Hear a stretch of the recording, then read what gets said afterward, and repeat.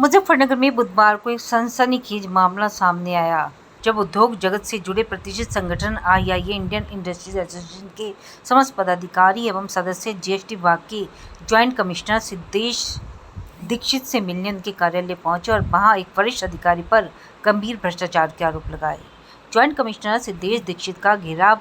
करते हुए उद्यमियों ने आरोप लगाया कि विभाग का ही एक अधिकारी उद्यमियों द्वारा दाखिल किए गए जीएसटी रिटर्न की गोपनीय जानकारी के आधार पर छापामार कार्रवाई की धमकी देकर और इस कार्रवाई को रोकने के बदले 50 लाख रुपए की रिश्वत की मांग कर रहा है। उद्यमियों ने बताया कि जैसे ही इस गंभीर मामले की जानकारी संगठन के भीतर फैली, आईआईए ने बैठक कर इस विषय में सामूहिक रूप से आगे कदम उठाने का निर्णय लिया। लेकिन उसी दौरान जीएसटी विभाग के ही एक अन्य अधिकारी ने आईआईए अध्यक्ष को एक नोटिस भेज दिया। उद्यमियों का कहना है कि नोटिस पूरी तरह से अधिकार क्षेत्र से बाहर था और इससे स्पष्ट होता है कि विभाग के कुछ अधिकारी इस प्रकरण में आपसी मिलीभगत से काम कर रहे हैं। ज्वाइंट कमिश्नर से की गई खुली बातचीत में उद्यमियों ने विभागीय भ्रष्टाचार पर सवाल खड़े किए और मांग की कि आरोपी अधिकारी के खिलाफ तत्काल जांच और कार्रवाई की जाए। ज्वाइंट कमिश्नर सिद्धेश दीक्षित ने प्रतिनिधिमंडल को आश्वासन दिया कि मामला गंभीर है और आरोपी अधिकारी के खिलाफ वरिष्ठ अधिकारियों को रिपोर्ट भेज दी गई है। दोष सिद्ध होने पर कठोर अनुशासनात्मक कार्रवाई की जाएगी।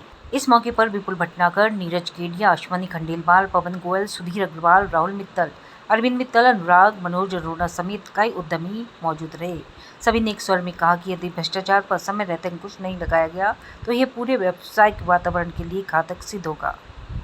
आईआईए के पदाधिकारी थे ये लोग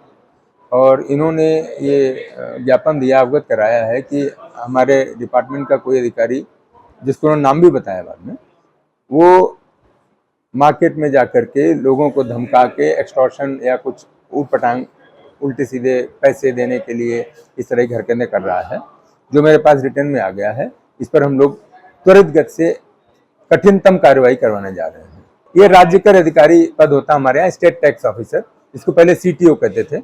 उस पद पे तैनात है। अब इस पे मैं अपने उच्चाधिकारियों से वार्ता करके, अभी आप लोगों से फ्री होकर तुरंत वार्ता करके और इसको मुख्यालय रेफर करवा के और इनका सस्पेंशन या जो उच्चाधिकारी, क्योंकि कार्रवाई करने का मेरा पावर नहीं होता है, मैं आगे प्रपोज करूंगा और इस काम के लिए जो कठिनतम कार्रवाई होगी वो इनके खिलाफ होगी, वो मैं प्रपोज करूंगा। एक जीएसटी विभाग का, मुजफ्फरनगर का एसआईबी का डिपार्टमेंट का कर्मचारी